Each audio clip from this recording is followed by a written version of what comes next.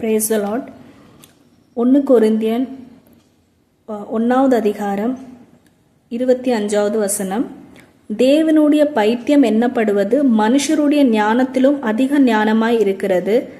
தேவனுடைய பலவீனம் என்னப்படுவது மனுஷருடைய பலத்திலும் அதிக பலமாய் இருக்கிறது.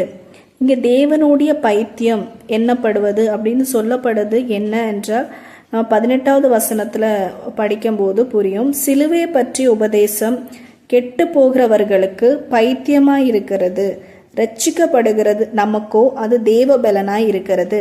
கெட்டு போகிறவர்களுக்கு தான் இந்த சிலுவையை குறித்துள்ள உபதேசம் அது பைத்தியமா தோணும். அப்போ அது தேவனுடைய பைத்தியம் என்று அது அவங்களுக்கு எண்ணப்படுகிறது. ஆனா அதுதான் மனுஷருடைய ஞானத்திலும் அதிக ஞானமா இருக்கிறது அப்படின்னு சொல்லி ஆண்டவர் இங்க அதை சொல்றாரு.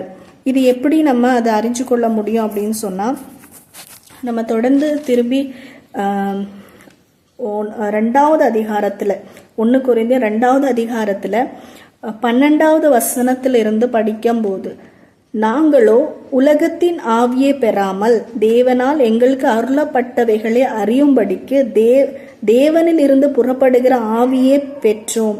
அவைகளை நாங்கள் மனுஷ ஞானம் போதிக்கிற வார்த்தைகளாலே பேசாமல் பரிசுத்த ஆவி போதிக்கிற வார்த்தைகளால் பேசி ஆவிக்குரியவைகளை ஆவிக்குரியவைகளோட சம்பந்தப்படுத்தி காண்பிக்கிறோம்.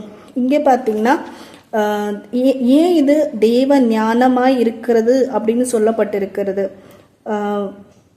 தேவனுடைய பைத்தியம் எண்ணப்படுவது மனுஷருடைய ஞானத்திலும் அதிக ஞானமாய் இருக்கிறது அப்படின்னு ஏன் இது சொல்லப்பட்டிருக்குன்னு சொன்னா, இது தேவனோட ஆவியினால அது போதிக்கப்படுகிறதுனால, இப்போ மனுஷனுக்குள்ள இருக்கிற ஆவி இருக்கிறதுனாலதான் மனுஷனை குறிச்சுள்ள காரியங்களை அறிய முடியும். அதே மாதிரி தேவனை குறிச்சுள்ள காரியங்களை நம்ம அறியணும் அப்படின்னு சொன்னா, தேவனோட ஆவி ஒருத்தருக்குள்ள இருந்தா மட்டும்தான் அவங்க தேவனை குறித்துள்ள காரியங்களை சொல்ல முடியும். அதுதான் இங்க பவுல் சொல்றாங்க, நாங்க மனுஷ ஞான போதிக்கிற வார்த்தைகளால் பேசாமல் பரிசுத்த ஆவி போதிக்கிற வார்த்தைகளால் பேசி ஆவிக்குரியவர்களை ஆவிக்குரியவர்களோட சம்பந்தப்படுத்தி காண்பிக்கிறோம் அப்படின்னு சொல்றாங்க. இது யாருனால புரிந்து கொள்ள முடியாது அப்படின்னு சொன்னா, தொடர்ந்து 14வது வசனத்துல ஜென்ம சுபாவமான மனுஷனோ தேவனுடைய ஆவிக்குரியவைகளை ஏற்றுக்கொள்ளலாம், அவைகள் அவனுக்கு பைத்தியமாய் தோன்றும்.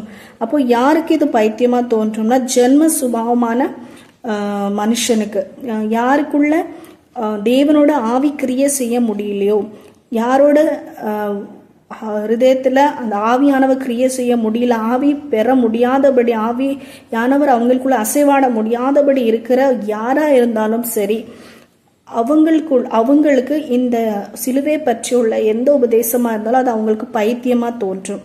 இப்போ இங்கே நம்ம தொடர்ந்து இதை அறியணும் அப்படின்னு சொன்னா, பவுல் எப்படியாய் பிரசங்கம் பண்ணினாங்க அப்படின்னு சொல்லப்பட்டிருக்கு. 1 கொரிந்தியர் 2ஆம் அதிகாரத்துல 5வது வசனத்துல இருந்து நம்ம படிக்கும்போது, என் பேச்சும் என் பிரசங்கமும் மனுஷ ஞானத்துக்குரிய நயவஞ்சமுள்ளதா இராமல் ஆவியினாலும் பலத்தினாலும் உறுதிப்படுத்தப்பட்டிருக்கிறது.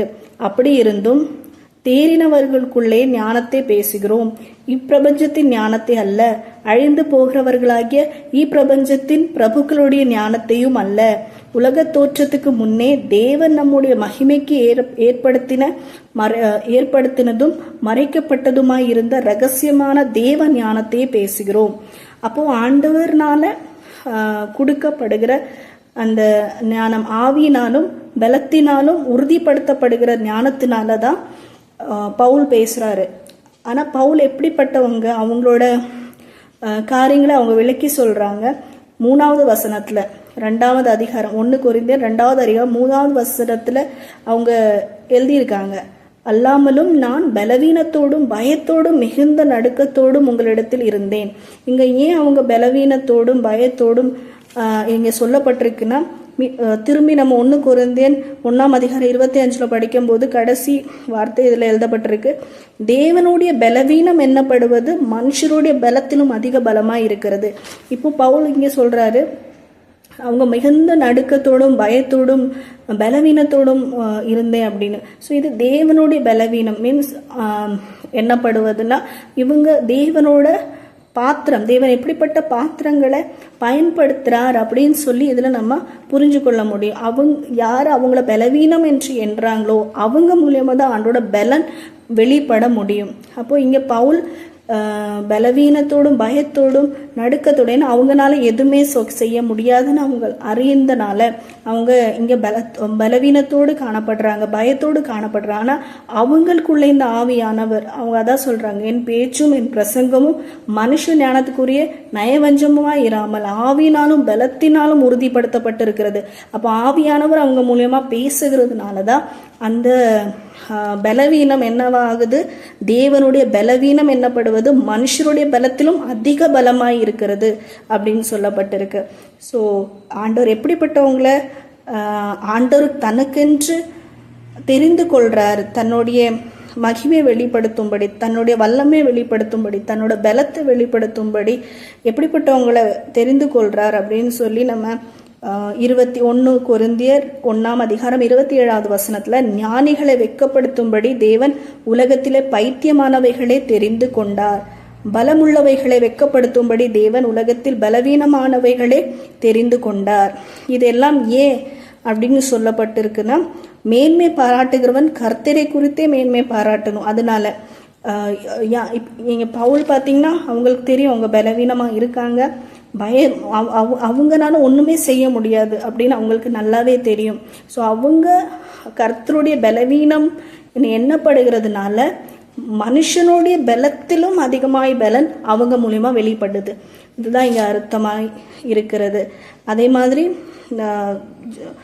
தேவனுடைய பைத்தியம் என்னப்படுவது, தேவனுடைய சுவிசேஷம், தேவனுடைய வார்த்தை, தேவனை குறித்துள்ள காரியங்கள் உலகத்துக்கு அது பைத்தியமா இருக்கிறது. ஆனா அது மனுஷருடைய ஞானத்திலும் அதிக ஞானமா இருக்கிறது. ஏன்னா அது ஆவியானவர் மட்டும்தான் அதை விளக்கி சொல்ல கொடுக்க முடியும், ஆவியானவர் மட்டும்தான் ஒருத்தருக்கு வெளிப்படுத்தி கொடுக்க முடியும்.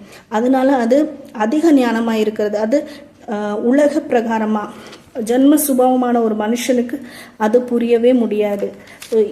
இதுதான் ஆண்டவர் செய்கிற மகிமையான காரியம். பைத்தியமானவைகளை ஆண்டவர் தெரிந்து கொள்றாங்க. இந்த ஞானிகளை எல்லாம் வெட்கப்படுத்தும்படி யார் யார் பைத்தியமா இருக்காங்க, யாரெல்லாம் பலவீனமா காணப்படுறாங்க அவங்களே ஆண்டவர் தெரிந்து கொண்டு ஆண்டோட பலத்தை அவங்க மூலியமா வெளிப்படுத்துறாங்க. ஆண்டவருக்கு மகிமை உண்டாகட்டும்.